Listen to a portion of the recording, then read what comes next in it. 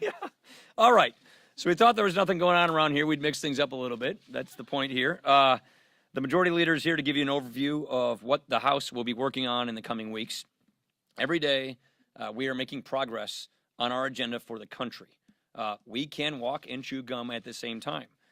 And that agenda is about solving problems that Americans face in their everyday lives. It's about delivering relief after years of overreach and overregulation in Washington. And that is why today the House will act on a jobs bill to help revitalize community banks on Main Street. Under Dodd-Frank, this is really a staggering statistic. Under Dodd-Frank, we are losing on average one community bank per day. So for people who come from areas like we do, small and medium-sized towns, small businesses, they don't get their money from J.P. Morgan. They don't go to Wall Street. They get their money, their credit from community banks. And if community banks are seizing up, are going out of business, that means small businesses aren't expanding. This is a serious issue, and that's why we need to bring relief. When a community bank struggles, it has to stop offering its basic services, its loans, just to try and stay afloat.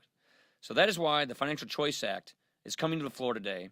It means relief not just for small businesses, but also for the workers that they hire and the customers that they serve. This is the beginning of a very busy month of action to address the problems that the American people face in their everyday lives. And that's why, with that, I'd like to turn it over to the Majority Leader. Well, I thank the Speaker for inviting me. He said nothing else would be happening in Washington, that this would be a packed crowd. So that was a joke. I thought I'd give you a little slideshow. As the Speaker talked about the productivity of this Congress, and you know, lots of times people measure by 100 days and others. We are now today in the 139th day. So the statistics I give you today will not take into those things we passed today, but taken in from yesterday. So if you take in a new president, the House number of bills passed in the first 138 days. If you look at the 101st Congress, which in the very beginning with H.W. Bush, at this time, they had 41 bills passed. You go to the 103rd Congress under Bill Clinton, there were 60 bills passed. Then under George Bush, the 107th, they had 67 bills. And then under President Obama, the 111th Congress, they were able to pass 131. The average is 91, but as you see on the 115th Congress, we have passed 158 bills, not counting as we follow through on the Choice Act today. So you rate it in modern history, pretty good movement of going forward. Now let's look at the bills signed into law. So if you take the next one, on the average is 28. H.W. Bush had 35 at this time. Bill Clinton had 33. President George Bush had 15. President Barack Obama had 24. And President Donald Trump has now signed 37 bills in the 138 days. One thing Speaker Ryan always believes on is metrics and holding people accountable and greater transparency. So that's what we wanted to bring you apart today. Also in the line of that, we wanted to show you preview of what's coming in the next 2 weeks, next week as well. First of all, I just left Secretary of the VA. We were talking about IT for the VA and also discussing the challenges that he has to turn this agency around. And one of the things that would help him greatly is a bill that we will take up next Tuesday, the VA Accountability Act. This will actually hold VA employees accountable. It'll protect the whistleblowers, and it'll be better care for the veterans. But when you really look at the size of the agency of what we have, here it is, the Secretary tells me these stories. He has hundreds and thousands of great employees, but you have a few bad ones. And as you know, a few bad apples can destroy the entire agency. He has people in there that get arrested and they get time off to serve and come back to work. He tells me other stories of that is made public of a psychiatrist watching things he never should be watching as he's interviewing a veteran. The veteran films it. The Secretary says that person should be fired. It does not allow him to fire, even though this person is watching something that other people would be fired for. We need to make sure and hold the VA as accountable as we would to any other sector. And we're holding the Secretary back from being able to do that job. So this bill will be able to move forward directly to the President and be able to sign into law. As we've talked so many times before about the 3 different phases when it comes to health care, We continue to move that third phase. These are bills that will take 60 votes that have moved out of committee here. One is the Veterans Act by Sam Johnson, and then the Broader Options for Americans Act by Pat Teaberry, dealing with COBRA, and Verifying First Act by Lou Barletta. Those will pass on the floor next week as well. And then looking forward to the week after that, this is just an AP headline, I believe just this week. The job data could signal shortage of qualified workers to hire. When we look at the future, the workforce is one of the most challenging things we look, the continual change, that we have the workforce that we need, and the statistics are showing that it's going to be a fundamental change as we go forward. So we have the strengthening career and technical education for the 21st century. Again, as the speaker said, we can walk and chew gum at the same time and dealing with the issues that become most important to the American public. And I'll leave it to him to answer all the questions. Any questions? Morning. So with the, your agenda you lay out here, what about completing the budget, individual appropriations bills, a debt ceiling? And are you concerned that, when Speaker Boehner was here, he had some criticism from the Freedom Caucus and others that they glommed some of these things together, they didn't follow the quote regular order. You had made a point about that.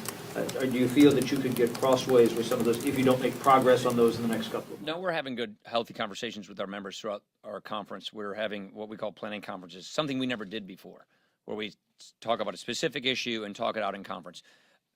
In a new presidency, every first year, look, Andy Taylor, he knows this. I've been writing about this for years. I'm just, look at, come on. Highlight, come on, relax, Andy.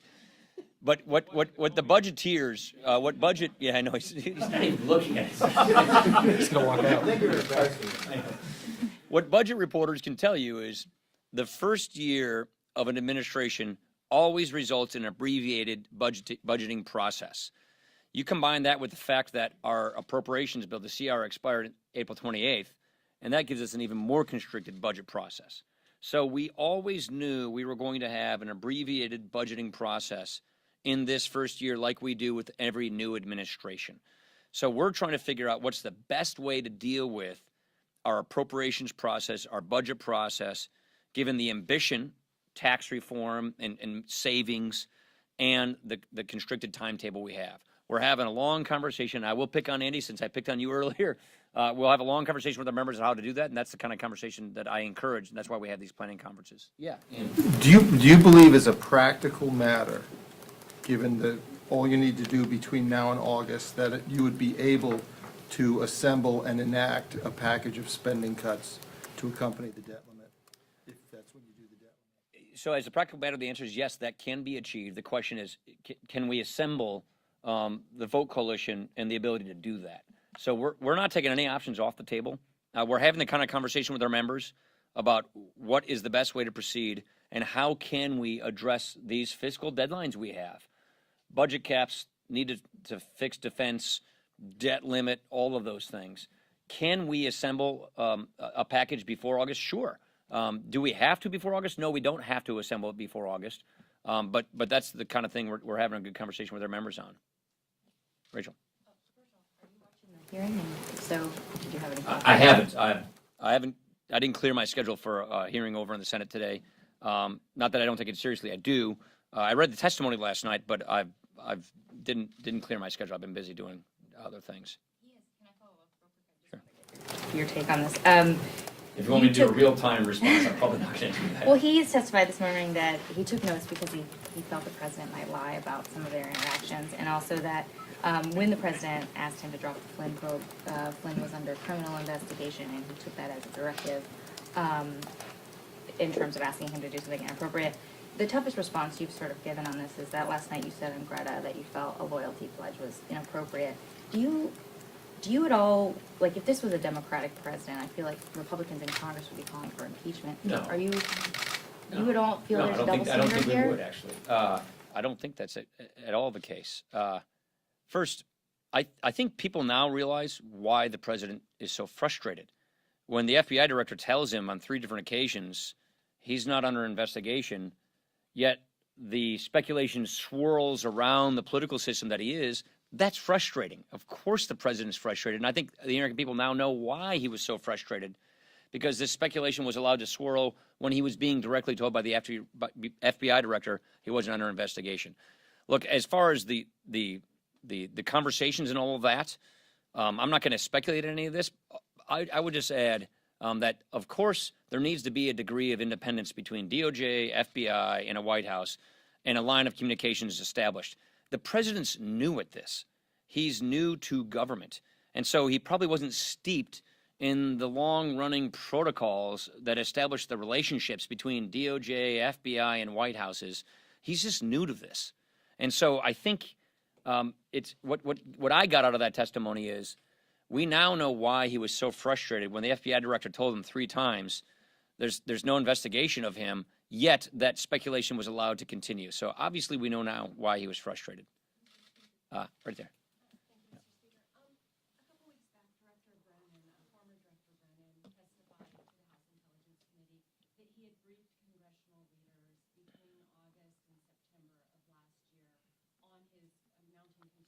About the Russia tampering, interference with the election. What did you do about that? I'm not going to comment about classified briefings. It was and the a content public of that. briefing in the public session. I got a number of classified briefings from, so all I'll say is what we did in the fall, the 4 leaders on a bipartisan basis, is send letters to the election administrators, typically secretaries of state in the states, to give them a heads up to say, you've got to guard your election procedures from any potential election hacking. So we were warned that Russia was trying to meddle with our election. We knew that. We called them out for it. And we also tried to give a heads up to the state election officials. The FBI was in fact looking at members of the Trump campaign? I'm not going to comment on classified briefings. It was all about Russia and Russia meddling in our election. Not necessarily collusion with Americans, but Russia trying to meddle in our elections. Mark, you don't come here too often, so. The VA bill, no. We'll get to that next. Sorry. Real simple, I mean, I haven't been watching the hearings like you haven't, you've been up here.